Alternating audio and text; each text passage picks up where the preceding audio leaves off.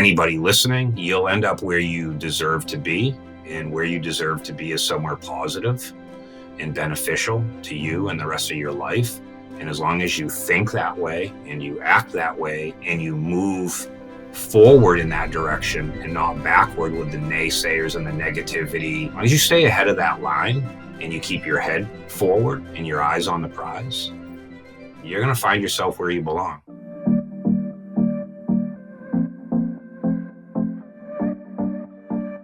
Welcome to the Mile 40 podcast. I'm your host, Bishoy, the author of Break Barriers and Audacious. And I invite you to join me as I engage with guests to discuss those bounce back moments that we encounter on our personal journeys. Mile 40 is a forum to learn about how athletes, professionals, and leaders of all backgrounds stare down moments in life where the only option is to rise up.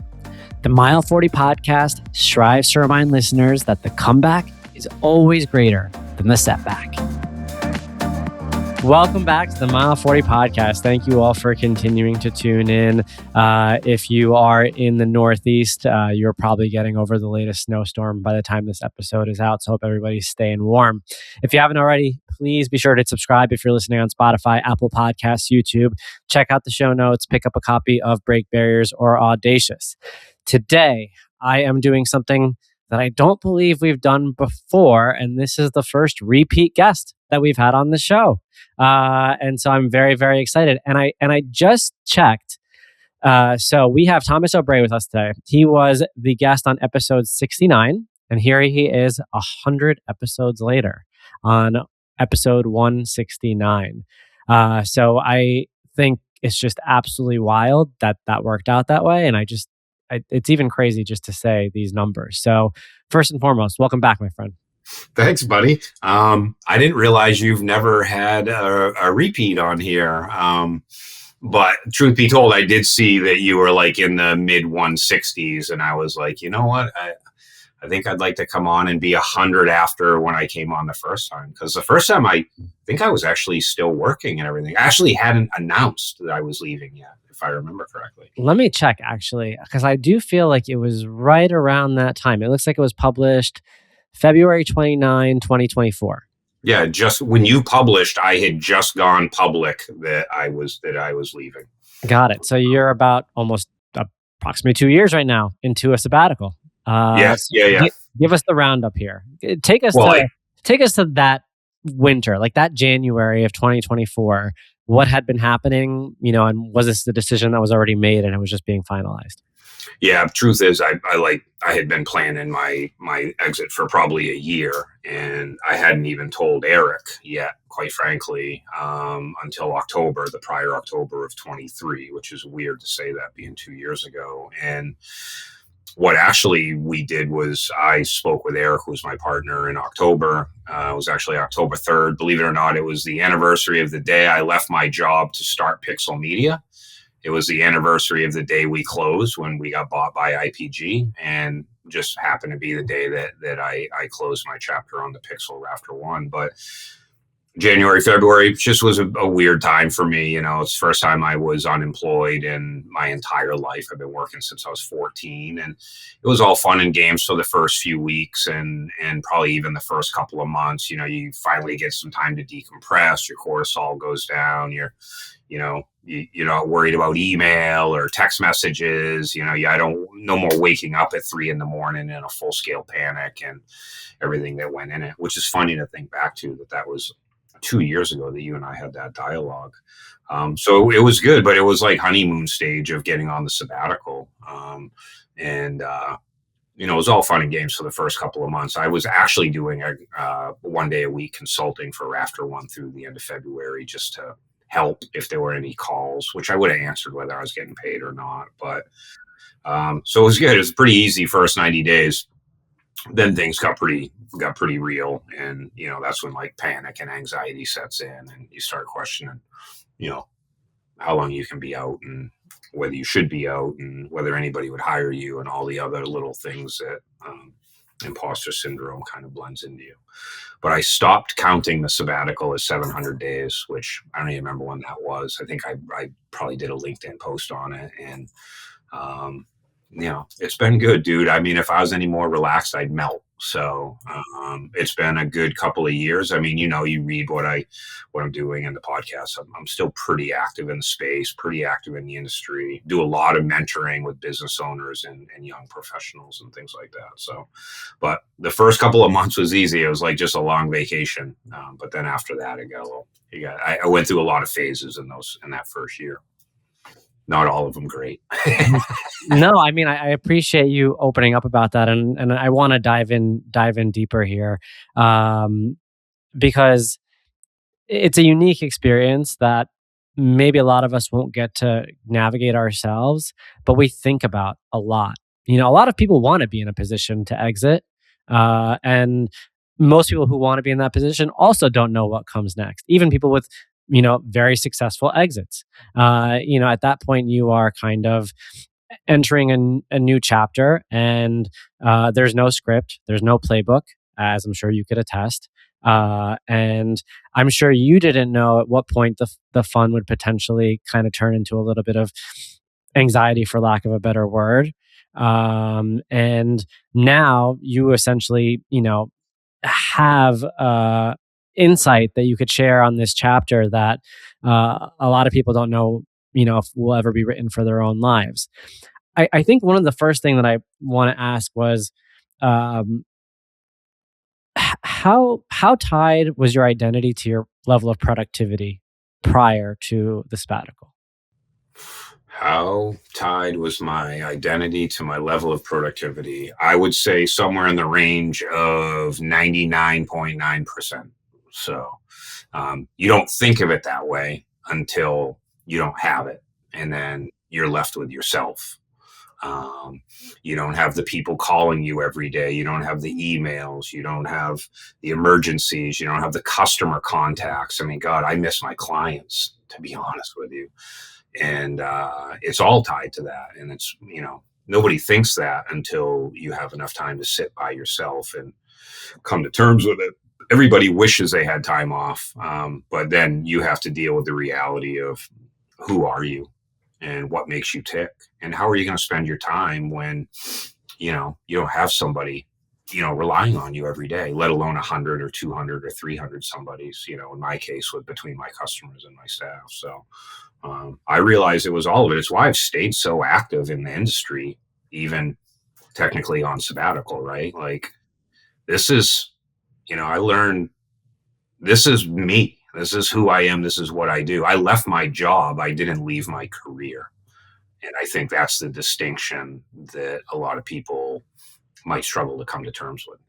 Well, you brought up a really good point around, you get to a point where now you have nothing but yourself. And this is an episode. Well, no, I mean, I know you laugh there, but this is actually a topic that has been lightly broached before. And one that I would like to dive in deeper, not just on this episode, but other episodes as well, is most people aren't comfortable with just themselves, because most people haven't prepped themselves, to look at themselves in the mirror, for lack of a better expression there. Most people haven't practiced being alone, and sometimes it's consciously, sometimes it's not consciously. But I'll use myself as an example. For sure, a good level of my identity is tied to productivity. You take away miles, you take away medals, you take away accomplishments, books, whatever it may be, then something there might be a piece of me missing. And in your case, a lot of it was tied to what you built, and career, and the companies that you grew from the ground up. And I love having these conversations, because I think there is a reality factor, because at some point, whether it's in our control or not, we're going to have nothing but ourselves, whether it's due to age, due to health, whatever it may be. And so, as you've been navigating the last 2 years, and probably in the first year or so, what did you learn about yourself that perhaps you'd been putting off because your mind and your energy and your body were just elsewhere? Yeah, it's an interesting question. I'll start by saying I remember my wife now. I've been married 3.5 years.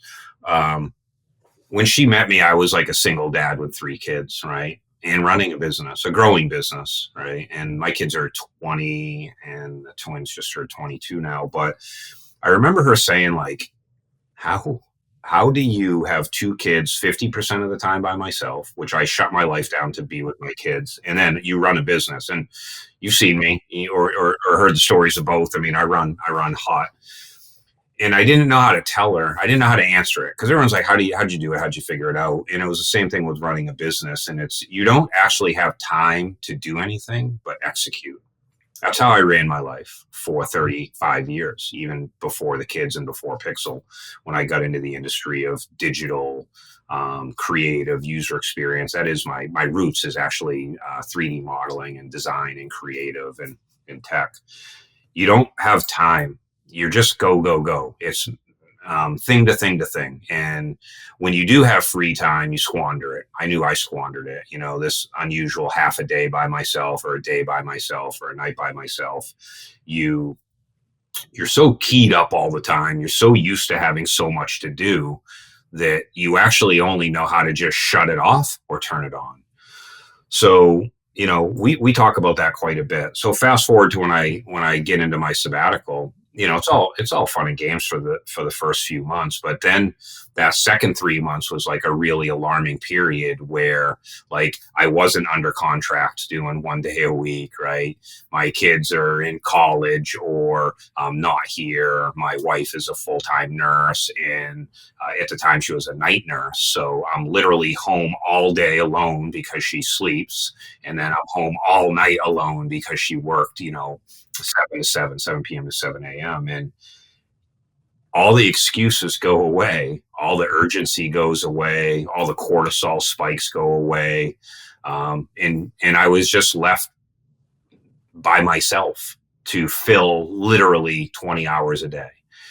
And, trying to find a useful way to use that energy was very difficult for me. I actually got super depressed, which I've never talked about, but I think I might talk about it with Rich. But the second 3 months I was out was pretty tough. It was, what am I going to do? Quite frankly, my youngest was getting ready to go to college.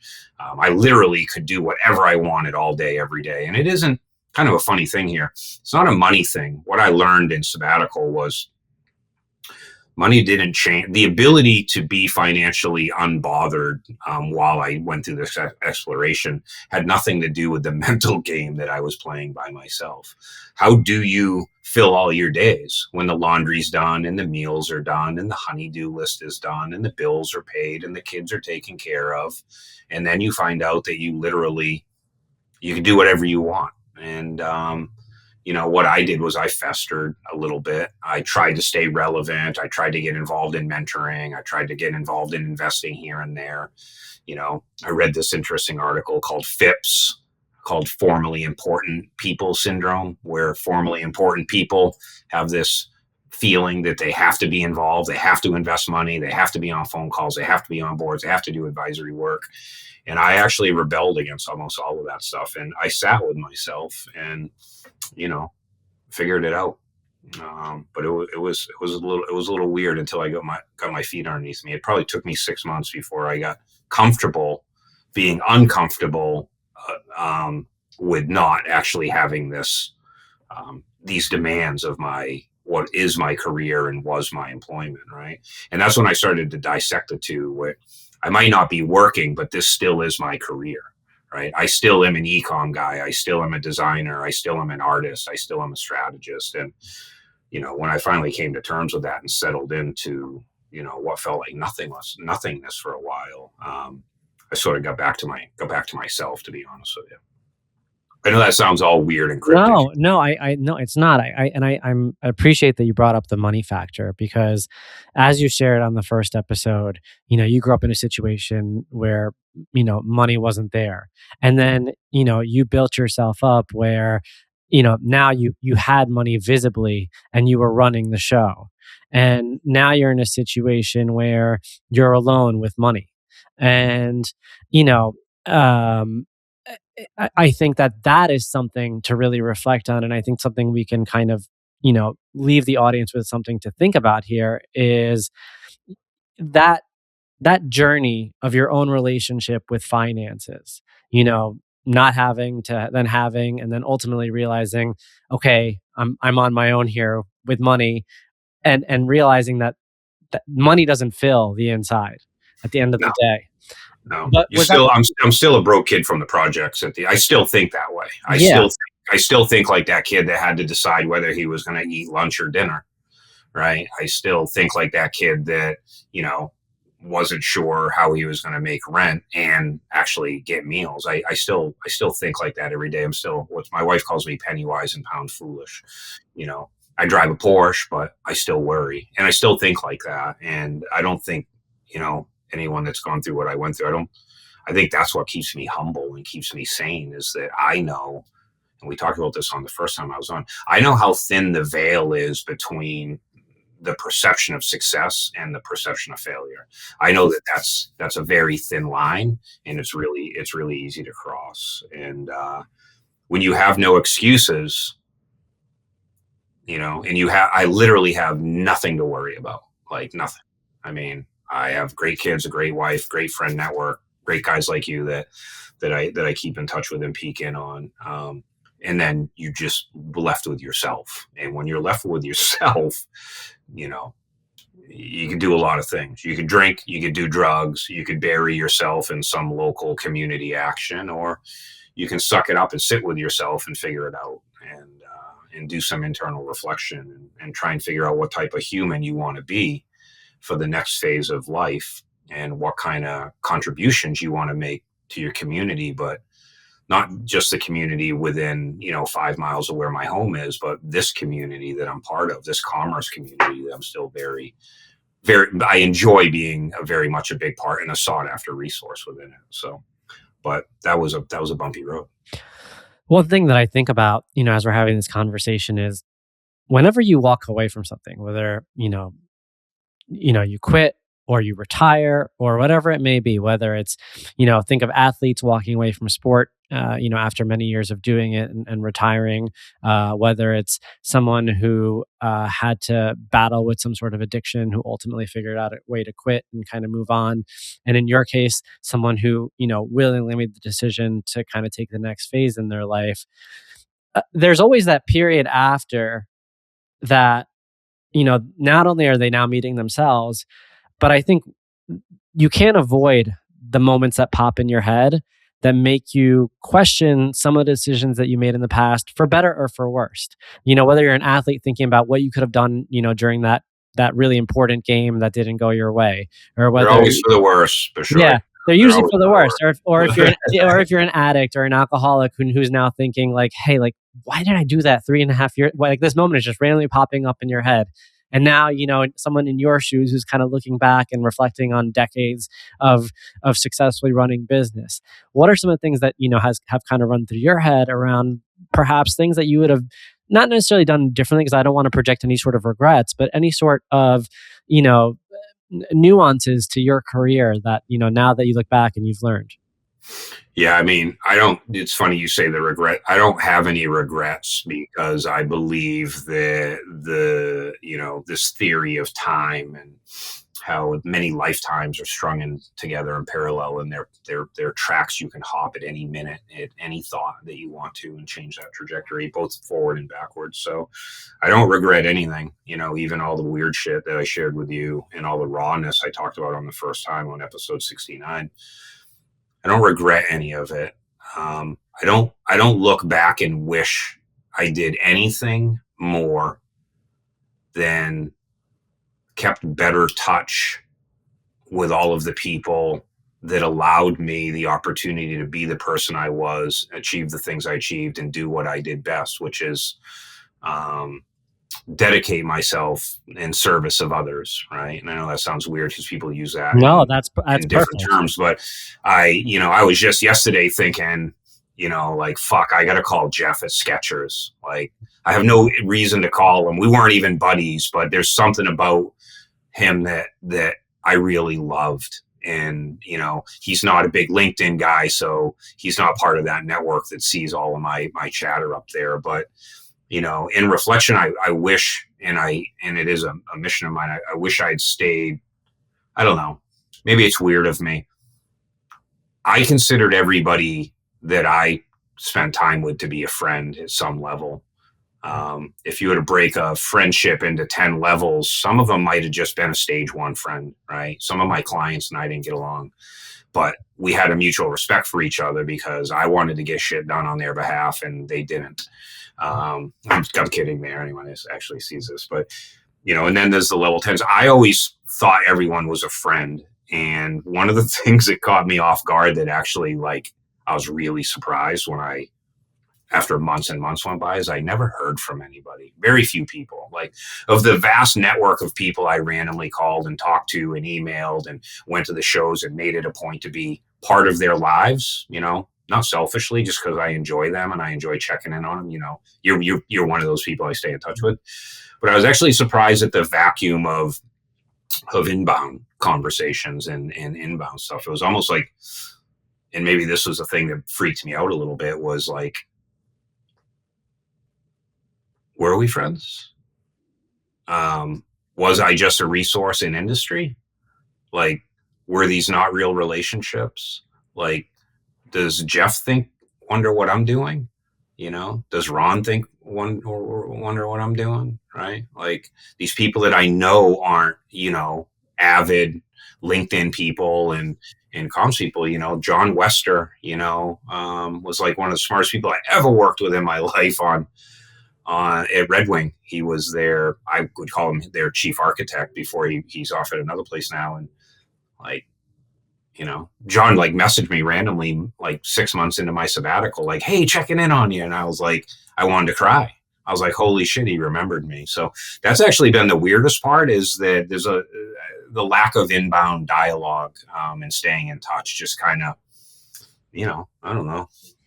Well, I think that's real. Creates a sense of insecurity about, like, was I good? Did I do a good thing? Was I doing meaningful work? Was I helpful? All these things people may or may not do. I mean, humans we're the only species on Earth that like wallows in regret and decisions past, right? Every other animal in the world does something wrong and just moves on.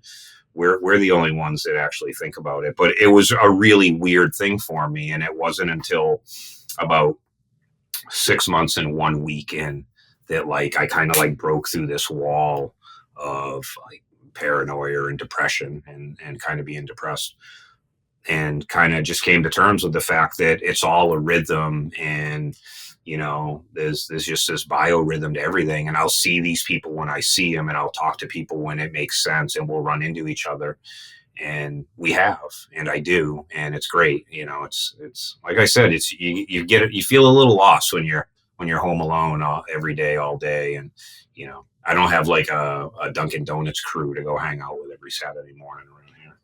No, I think that's real. And I think, especially for upcoming generations, it's sometimes there's a blurry line between who's a real friend and who's just a follower on social media. And I think that, maybe because, obviously you've worked across generations, and that wasn't always the case for you, where social media was like the key indicator of like who your community was and who your network was. Me too. I mean, like I was born in the 80s, so like that wasn't always the case. But, for me at least, as, society has evolved, there's no doubt about it that, this community that we've all kind of built on our own, at times it becomes hard. And I'll give you an example. When I had my back injury recently, there was a clear distinguishment between who actually texted. And then all of a sudden I was like, oh, like, yeah, like that is someone who I'd now consider like a friend, and kind of goes into that next bucket, as opposed to, again, this world that we live in now where people are just kind of following along. And one of the things that, as you were speaking, I was thinking about, and I think this is not necessarily for me, but more so for the audience to kind of better understand. You talked about being in service to others, and the book Give and Take. I don't know if you've ever read it, but it's a book that I really, really have enjoyed and kind of read on early on in my career. And essentially, what the author does in the book is, he breaks down in business and in life the pros and cons of being a giver and a taker. And he's very, very open about it. Look, if you're a taker, you're going to succeed here and here and here. And if you're a giver, you're going to succeed here, here, and there. And ultimately, as the book finishes up, the book ends essentially telling you that, when you look at it scientifically, being a giver for sure outweighs being a taker, and it's not just fluff. It's looking at it from an analysis perspective. And my question to you is, so long as I've known you, which has been the later part of your career and in this period of being in sabbatical, I've known you to be a giver. Have you always been a giver?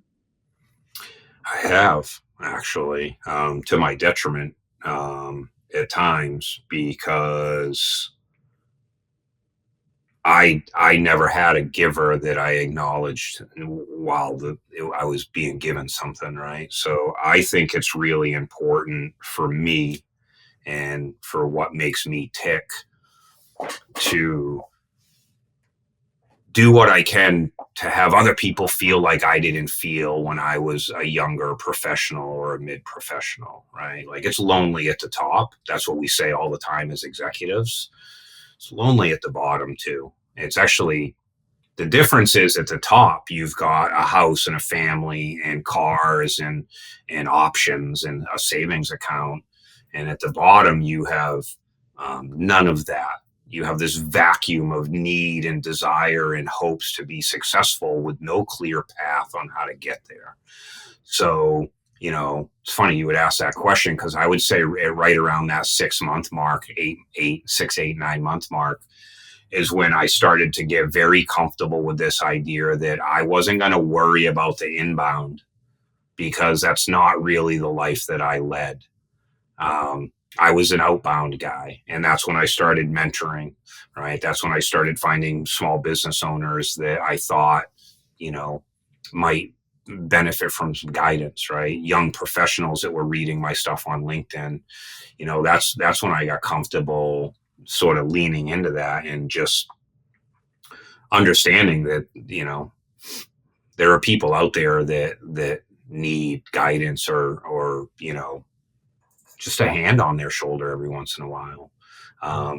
So yeah, always been a giver. I was a taker as a kid in all the wrong ways. We've talked about that, but I think as a professional, if my phone rang right now and it was a certain person who showed up, I would answer it during this call, and I would stop this podcast and go find them wherever they are if they needed something. So, and it's been interesting because sometimes the simplest conversations are life-changing when I'm talking with folks. I'll give you an example. This random kid reached out to me on LinkedIn about a year ago. He's like, "Hey, I read your stuff. There's something about it I like. Like, I don't know you. He's like, I just want to connect with you." I'm like, "No problem, buddy." He's like, "Hey, I noticed you doing some mentoring." He goes, "Would you take somebody on?" By the way, I've never charged a dime. I literally get on the phone for hours with business owners, give them all the secret plays and all the secret sauce, all the things I've learned, and I don't charge them. So I get on the phone. He wants to be mentored, and he's at a weird place. He's a young dad. He's in his late 20s. He's married. He's got 2 really young kids, and he's got this job. And one of his worries is, like, they're asking me to travel a lot more. Super religious. He's in the Ohio area. He's like, they want me to travel a lot. And he goes, "I can't sleep when I travel because I feel guilty that I'm not home with my kids, my young kids, and my wife, and that my wife has been left. Right? I feel like I'm abandoning my kids and I'm missing moments." Now, his kids were like newborn-ish, like 10 months and like 2. Never going to fucking remember. So I chatted with him, and he the kid literally didn't sleep. Good kid, good looking kid, super smart. Started out as writing documentation for training, if you can believe that. And I said to him, "You should look at this a little bit differently. Don't think of it as leaving your family. When you get to that hotel room, think of it as this is a chance for you to have no obligations besides your job, to go have a nice dinner with your client, to call your kids on video and put them to bed, and get a night's sleep without interruption, without worry, knowing that they're safe, and use these evenings to remind yourself that you're not working and missing them, you're recharging. And use the energy that you could get by that mindset to then go home, as long as your boss understands this, and realize that now you can literally be more focused with your kids on a Friday morning if you want to go in a little bit later, or a Saturday with them, and then give your wife a break when you get back home. Think of traveling and overnights not as missing out on these moments with your children, but for an opportunity for you to do what you need to do, have the dinner you need to have, go to bed early, meditate, whatever it takes you to go to sleep, starfish the bed, because you don't get to do that at home. We all know starfishing when our spouse isn't around or gets up too early. And then get up that next morning knowing that, you're recharged, instead of having all of these worries and then going home and you still have all the worries because you're worried that your wife had the kids and your kids missed a couple of stuff, a couple of events or something like that. And that literally, that one conversation with this kid, like, it changed him. Like, I saw it change him. It was pretty amazing. He has since skyrocketed. He's changed jobs. He's gone up the ranks. He started his own podcast in the industry that he's in. He's making a name for himself. But it's these little moments where young people get worried about things that, those of us with age and experience don't worry about. And that's what I love. Like, that little conversation that changed this kid's approach. I mean, that's what I love. On the flip side, I got another kid that I'm talking to that's, wondering when he needs to hire a sales leader, and how you hold a sales leader accountable to pipeline and revenue, and how do you give him a VIG and a commission? And if he's in a leadership role, should he get commission on everything, or should he just get commission on sourced, booked deal, right? All that stuff. So, that's the size of the conversation band that I'm having, but it's the young guy that I love talking to. And Well, that young guy's. I think that I really appreciate you sharing that, and it made me think. In Break Barriers, I actually wrote about my first like public experience with mentorship, and I was young at the time. I was in my mid-20s. I was working in banking, and at that point, I had come to a junction in my career where I realized my fulfillment was not going to come from you know, just doing what the boss tells me. I needed something else.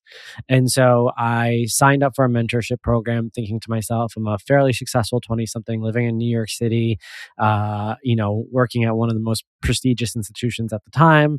And I was afforded an opportunity to work with a high school student from an underserved community. And, thinking I was doing right by him, I invited him to go to a Knicks game. So I invited him, and he was really excited. And I met him at Penn Station. I'm going to date this now. This was about little over 10 years ago now. And so Penn Station isn't what it is right now. And to my complete, utter shock, the kid had never been to Penn Station, even though he lived in the Bronx. And he was just absolutely blown away at the opportunity to walk through Penn Station. And if you know what Penn Station looked like 10 years ago, you know that absolutely no one would be excited to be in Penn Station. That's 100% true. Same with the garden. I mean, the garden was scary. No, I know. And honestly, if I had just brought the kid to Penn Station, he would have been the happiest kid in the world. He was never afforded the opportunity to go down those 90 blocks or whatever it was to go down to Penn Station.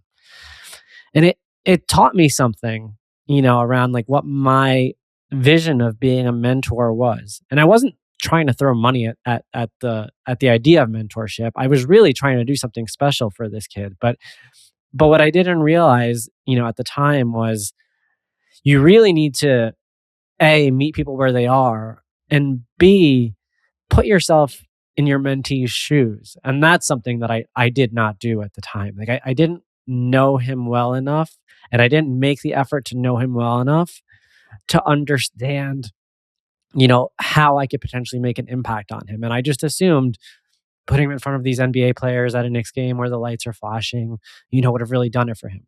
But the truth was, I think he walked away more impressed by, what he saw at Penn Station. And that was a real eye-opening moment for me. And I talk about it because it wasn't until several years later where I felt more equipped and more ready to fully give myself to someone in the spirit of mentorship, which is obviously what I see you doing now. But I ask this question because I'm sure you've evolved as a mentor, over the years. And I want to kind of ask you about that journey and how that's evolved. Yeah, I think, I don't know. I'm not sure I could explain how it evolved. I think for me, I'm not sure I had any positive, influential mentors as a young man, or as a kid. I went through a lot of stuff and was around a lot of people. I don't know that I actually acknowledged having a mentor until I probably went through the Mayhew program. But when it's happening, you don't know it's happening, right? When you're being mentored, it's one of those things. It's a seed that can sprout in a year or 5 or 10, and you're not always kind of in the moment. So I don't. I think it's for me. It's rooted in not wanting to see people struggle the way I struggled in the places I struggled. I think struggle's a big deal. I think people have to do it. Don't get me wrong. I'll hang somebody out to dry if I know it's a good lesson for them. But there are some things that aren't worth worrying about. Like this conversation I was having with David about, don't lay in bed till 3 a.m. worried that you're missing your kids and your wife is stuck with this. Use this as a chance to recharge, because you're not going to be able to do this when you get home. You're going to need to be on, right? Same with, when I'm talking with business leaders about, mergers and acquisitions or building a practice, or, the way a service could be tailored, or the way to message something. Like messaging is such a misunderstood thing. The modern slide deck is so full of garbage and hyperbole and, so I don't know. It's a good question, Bishoy, but I wouldn't say I ever, anytime somebody's asked me, I with few exceptions, I'm willing to help them. And I make it a point to be on the phone at least once a week with somebody. And if they're not inbound, then I'm outbound to one of them, because I think it's very intimidating to have access to somebody like me and feel like you actually have to have this perfect question or this perfect situation or this rehearsed dialogue, versus just getting on the phone and shooting the shit and just chatting. On New Year's Day, I called a half a dozen people just to check in. And I wasn't trying to tell them anything, show them anything, sell them anything. I was just, it's New Year's Day. I was thinking about you. I just, reminding people that I'm here is probably the thing that I find the most rewarding, because maybe I do it because I was never reminded that. I don't know. I don't know. That's a little bit of a psycho analysis, but that's what we're doing here. I just, it's what I do, and it's what I did as an owner too. I love when I see staff members up on LinkedIn, quoting me. It's kind of funny. I'll call them out on it, but I know where those things came from. I make up so many unique terms that it only leads back to one place, but. I don't know. And then the question is like, what's next? Like, I'm on, technically, well, not technically, for real. I'm on like, I can't start another agency. And do I want to start another agency, or do I want to work with many agencies, right? Do I want to get back into business? I mean, I took this year purposely away, these 2 years, because what's going on in commerce, I knew was going to happen. I knew we were going to have a couple of soft, weird, reckless years, and that it was going to take some time for things to settle out. And just when I thought they've settled out, all this turmoil, hits the wire between NRF and today. And it's like, are we settled out yet? Is it, where can I be helpful to people? So. Hey, Mile 40 fam, if you're someone who's used to performing at a high level, you probably don't need more advice. You need some clarity. And that's what Mile 40 is all about. Conversations that slow things down enough to make sense of the noise. If these episodes sometimes feel a little therapeutic, that's not an accident. It's not by coincidence. Talking things out tends to do that, especially when the people on the mic are being honest. Coaching is similar to that. It's more personal. It's a space to talk, think, and get clear on the milestones that matter, and to also remove the obstacles that quietly slow down your progress. Outside the podcast, that's the work that I do. If that sounds useful, I'd love for you to reach out. For Mile 40 listeners, I'm offering 40% off your first session. All you need to do is email Bishoy at bishoytadros.com with the subject line, My Comeback Story. All right, back to the episode. Would you characterize yourself as generally an optimist? Yes. Was that always the case? No. Bruce Lee had an interesting proverb that he used to say, and he said, be careful what you say even to yourself, because words are spells and spells matter, and your body's listening, and your body doesn't discern whether or not negativity is for you or for somebody else. It just absorbs. But when I was younger, no, I was in hell when I was younger. I would every time I got a hand on the wall to climb out of the hole, somebody came over and stepped on my fingers and I fell back down. Or did I? Did I step on my own fingers? So no, I had until I decided to become responsible for myself and my own actions and make a conscious decision to not look back at who I was or might have been or was on the track to become, everything changed for me. Well, in my mind, I'll go through negative stuff, but to you, it's positive. I'm not going to ruminate on something negative. It's not, the problem is it's too many people that you can have a conversation with that like to migrate to the negative.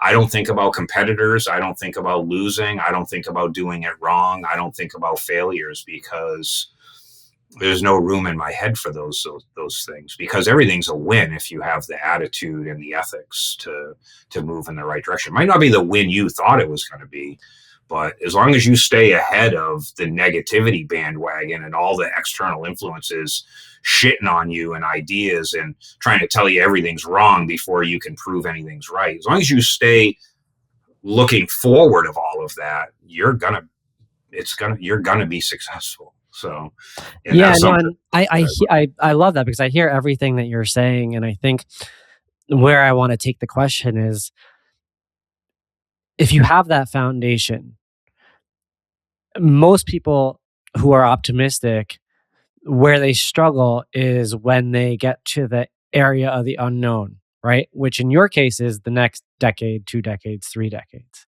And I know that your level and the last 2 years have been incredibly reflective and powerful, and you're still figuring out like what the next step is. But I guess what I want to use you as an example of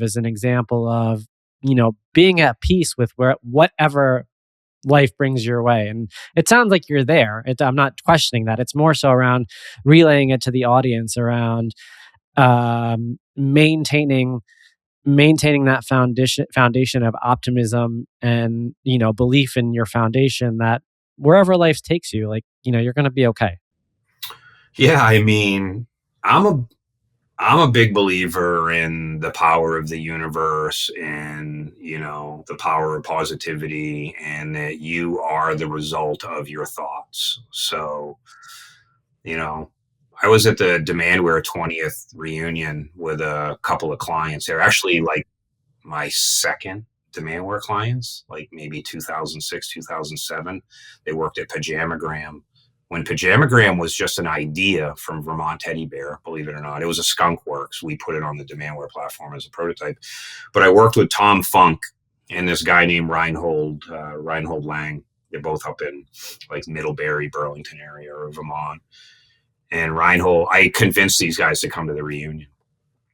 And Reinhold was asking me, saying, what are you going to do? What's next? What's this? And I was like, be honest with you, buddy. I'm like, I don't know. He goes, that's the best answer you could have.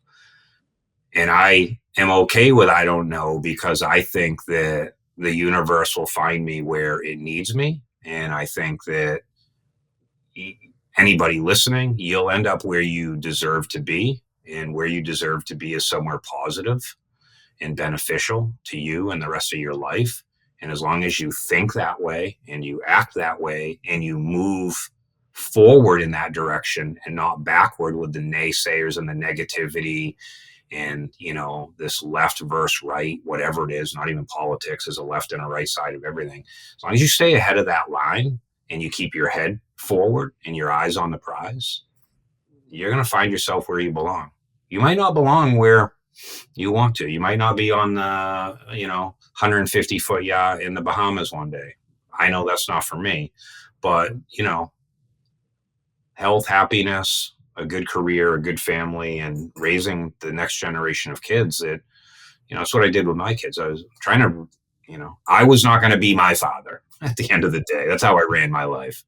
And, I think if you stay on the right side of positivity, then, the world is your oyster, to be honest with you. And by the way, anyone that doesn't know me and didn't listen to the first podcast, I am a hood rat from back in the day. I grew up in the projects. I've been arrested a gazillion times. Actually, my 2016 post, when I finally figured out what you all were doing, was my last arrest, actually. So at 46, folks. You got arrested at 46. Yeah, it's a story I probably haven't told. I had a bad year. 2016 was, so you want to talk about change transformation. Were you at the helm at that point, right? I was. Oh, 2016, wow. 2016 was a bad year for me. I was doing a lot of things I shouldn't have been doing. I was single. I would wake up with citations in my pocket from sleeping on benches, and, might have slept in a bush every now and then or in the back of my Jeep every once in a while. Yeah, no, 2016 was not a great year. But you were successful in career at that point. Oh, yeah. Plenty of money, plenty of fame, traveling. You got anybody that knows me 10 years ago, I was, just as potent and powerful, and just not mellow. But no, 2016 was that your last arrest, or were you arrested again after that? No. It's been 10 years. No, okay. That was my last one. I promised my wife that I wouldn't do it, that I wouldn't get in trouble. What was that arrest for? That's irrelevant. But my point is, with all the trappings of life and all the appearance of success, 10 years ago, 2016 was a bad year for me. And I got up one day and I said, I'm done with this. I want, I listed out 3 things to myself.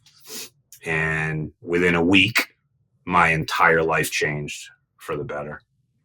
And then I had a little slip up and I got arrested. But that was the arrest was like a speed bump on the road to change. But that was 10 years ago, guys. I was 46 and I changed my life at 46 again. For the 10th time.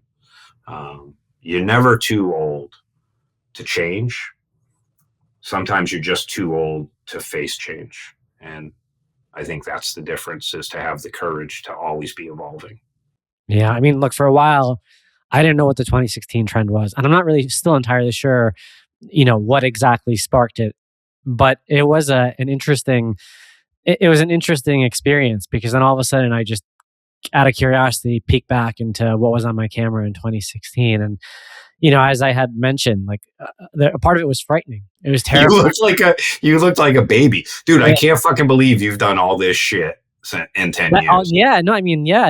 That's true. This version of me started 8 years ago. And that was just the very inception of this. And at that point, I had really accomplished nothing.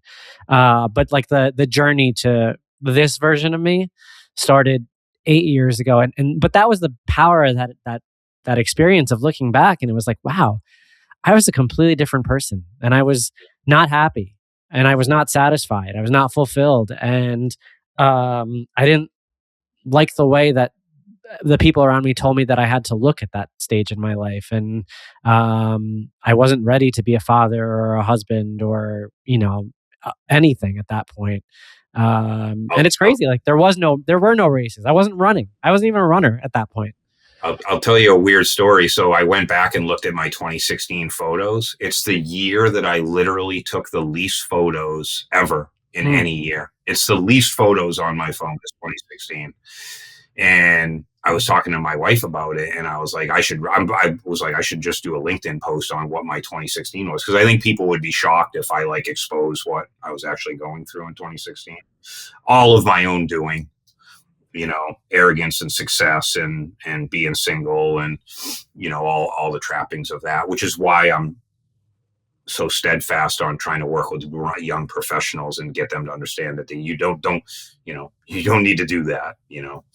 But it's the least amount of pictures, and then in the fall is when I kind of, I got my shit together a little bit, like legit got my shit together, and then the rest is history. I think we all know where everything went from there. So, but no, listen, I've been out for 2 years. I am doing some consulting right now. I'm actually working with brands because I can work with a brand, but I'm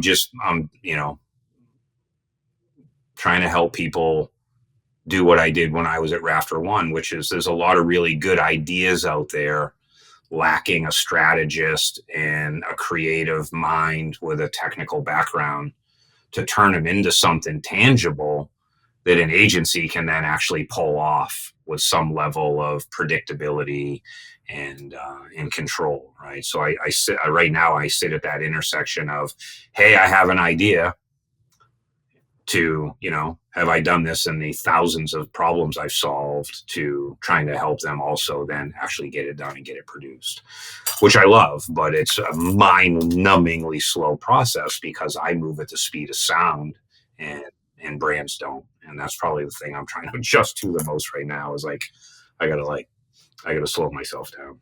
Fair. Switching gears really quick as we kind of round this out. You've had your show now for a little while. When did you and Rich start your show? Oh gosh, I don't even know. Maybe February. I think this is 2 years. Probably February is about 2 years. I remember you reaching out to me. Yeah, you reached out to me shortly after we recorded our episode because you wanted to start your show. And I remember at the time, you were doing it for the love of the game. And, I believe you still are doing it for the love of the game. And that's awesome because, the only way these shows succeed is through authenticity. I think there's no other way for these shows to be successful. I don't have any other. I have no other gear but me. So yeah, love it, like it or hate it. You get what you get. But they are funny. It's Tea with Rich, and there are some comical moments. I almost wish I could just publish the last half hour of every episode, because the first half hour is just like a few friends hanging out, oversharing some things, and then the back half is that. But yeah, that's been fun to do. But I don't know how you do it. Keeping guests, like a steady stream of guests, is the struggle, because we do it because we love doing it, not because we have to do it. And again, when it's one of those things you just gotta keep up with. Because you have a creative mind and a mind that, knows how to build and scale, and you look at the show and you look at the experiences that you've had now for the last 2 years and the conversations that you had, where does your mind go around, again, I know you're doing this because you enjoy doing it, but when you think about, the impact that you could have on the listeners. I mean, you put this out on LinkedIn and you put the messaging out there, and you are speaking with a lot of influential people in your space.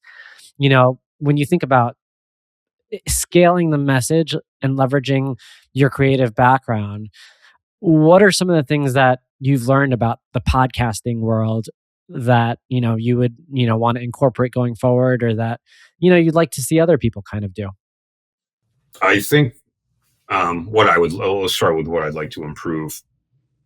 I'd love to improve the production quality of the show and have intros and outros and little things and little jokey, this episode brought to you by stuff, even though nobody would pay for it. But I would like to do that. And I've played around with it. But I feel like it commercializes what I am trying to put forth as the rawest, truest, most authentic conversation 3 people could possibly have on life, love, and career. So I kind of am stuck between this, do I juge it up a little bit and get it a little bit cute, or I try doing intros and outros and stuff like that, or do I just allow it to continue to be this kind of raw, authentic piece? And I've landed on, I want it to be this raw, authentic piece, and I don't want all the other bullshit. If it's an hour long, I want it to be an hour. I don't want it to be 45 minutes with 15 minutes of hyperbole. And, if you don't know us, so what? You Yeah. know, it's like, um, what would I like to see more? I would like to, I think if there's one thing I've learned doing the show that people appreciate, I think the rawness and the thoughtfulness and the openness with which we speak and share needs to be done at a better scale and a larger scale. So if I had one hope for anyone else or even for us, it would be that we break through the hyperbole and the buzzwords and the bullshit and feeling like we're protecting something when we're in these conversations, and really let our guard down and let this next generation of professional, or the generation that might just happen upon this that doesn't even know what they want to do, see what real, mature, successful people have gone through before they got the badge of success. Because behind all my success are 1,000 horrific stories that most people would never tell about themselves.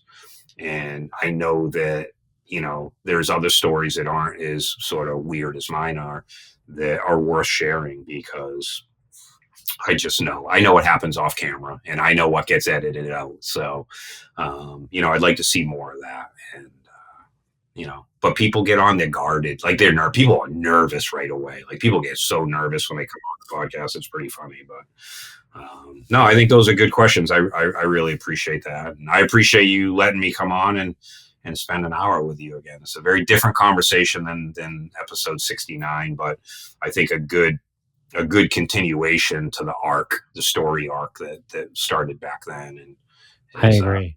I got the final chapter is yet to be written. So. I got one last question for you. When you look back on your career, you grew yourself up to be a titan in your industry, and you had a voice that people couldn't avoid, whether it was your clients, your staff, or your partners. And, now as you reflect on the last 2 years, you found another way to project your voice, whether it was through the podcast or through your presence on LinkedIn. Now looking forward, I'm not going to ask you what are you going to do and where is your career going to take you, and if you're going to dive back into the world. What I'm going to ask you is how you intend to continue having a voice, and through what medium you intend to use or utilize for that to project itself. And I'll give you one idea about how you can potentially answer this, if you'd like to answer it this way, is it doesn't have to be your literal voice. It could be, how you, what you want to deliver on. Yeah. There's a few things there. There's a secret part of me that would like to get out and speak more in public, whether it's part of shows or a show circuit or even off the show circuit. It's, outside of the commerce space, I'm still a pretty unique use case in life and speaker. And I talk about things most people won't talk about, which is probably the number one piece of feedback I get, that people are shocked that I talk. I'd love to do that. And, I think top of mind wins the deal. And at this stage of my life, I'm not trying to win a deal. I'm just trying to give people something that they can anchor hope to. And whatever that hope happens to be, and wherever they are in their arc of life. And I don't know how I see myself doing that. I struggle to be personal and expose myself on LinkedIn as of late. I haven't been telling those, because you remember I'd write an industry story and a personal story. That's kind of my weave. I haven't done that in a while. I may write up this 2016 thing and give you a little bit of detail, but I'm not really sure. I think, continue to be there for people that need me. And I think for me, over the next couple of years, I'm looking out these windows in my house, is that I would like to explore being a little bit more involved in my community. Only because I think that these things that I'm trying to do to the industry are applicable right here in my backyard. And I struggle with local politics and all the bullshit that goes on, and that's just a big circle jerk. But I do think that there are good people out there that deserve, the types of advice and guidance and mentorship that people like me provide. Not me, but people like me. So I don't know. Who knows? We'll see. Appreciate that. Thanks, man. I really appreciate you. This was a pleasure. I mean, what I love about this is an hour ago, I had no idea what we were going to talk about. So, and I don't think we just filled up time. I do sincerely believe that, this is gold content, and not just for me, but for the listeners. And even if it is just for me, absolutely worth it. I mean, any opportunity I have to chat with you, I sincerely appreciate.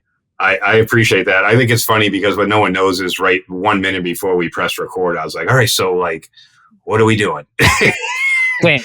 Same. No, it's good. Listen, I'm always here, and dude, I watch you. I'm so fucking proud of you. And when you did the Australian race in Japan, I mean, I try not to bother you, but I'm there. I give you the little heart and the little thumbs up. I'm always watching you, so do good, and you are. So I really appreciate that, and I appreciate the friendship, and I appreciate you letting me back on here to babble aimlessly. Hopefully somebody finds this useful, and I don't know if David Turner is the kid I was talking about in the middle of the podcast, but if David ever listens to this, I would love to get his version of that story on he can't sleep at night when he travels. So.